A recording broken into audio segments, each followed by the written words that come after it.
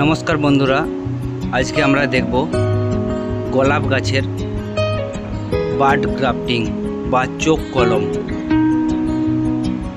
সবথেকে প্রথমে আমাদের যে জংলি গোলাপ গাছ আছে সেই গোলাপ গাছে একটি ট্রি শেপ আকৃতির দাগ কেটে নেব। ঠিক এইভাবে। আর আপনার যেটা মনের পছন্দ মতো গোলাপ আপনি সেই গাছের ডাল সংগ্রহ করে রাখবেন, যেন খুব বেশি সময় না লাগে। সেক্ষেত্রে আপনার কলম বা গ্রাফটিং সাকসেস নাও হতে পারে, তাই আপনারা সাথে সাথেই তৈরি করার চেষ্টা করবেন। ঠিক এরকমভাবে টি শেপ একটা নিয়ে নেবেন। এর জন্য ধারালো বা যে অস্ত্রে আপনি গ্রাফটিং করবেন সেটি যেন খুব ভালো বা পরিষ্কার থাকে। তারপর আপনারা যে মনের মতো যে পছন্দ গোলাপ গাছটির ডাল আছে সেই ডালের চোখটিকে ঠিক এইভাবে কেটে নেবেন।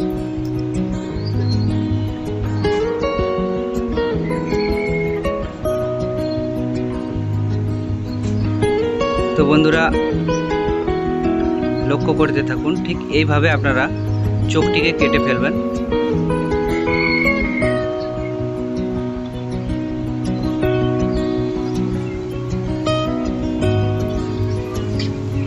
তারপর আপনারা ওই কাটা অংশে এই চোখটিকে ভালো করে সেট করে নেবেন।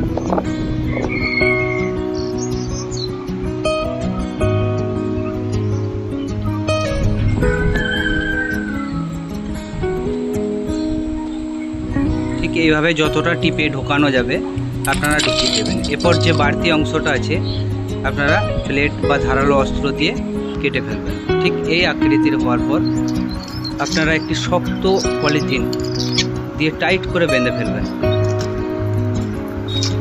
ভাই চ্যানেলে নতুন হয়ে থাকলে প্লিজ সাবস্ক্রাইব করবেন এবং ছোট ভাইটিকে লাইক কমেন্ট করে সাপোর্ট করবেন।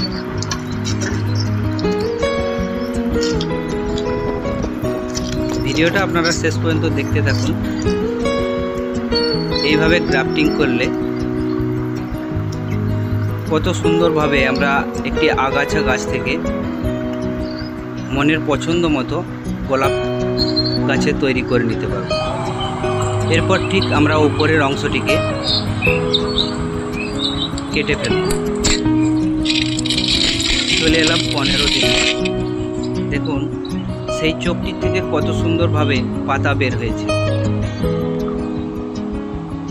আপনারা চাইলে বাড়িতে এইভাবে গ্রাফটিং করতে পারেন। মনের পছন্দ মতো গোলাপ তৈরি করতে পারেন। এরপর আমরা আরও চলে যাব 10 দিন পর। বাহ, খুব সুন্দরভাবে পাতা বের হয়েছে এবং ফুল ফুটবে এরকম একটা অবস্থা।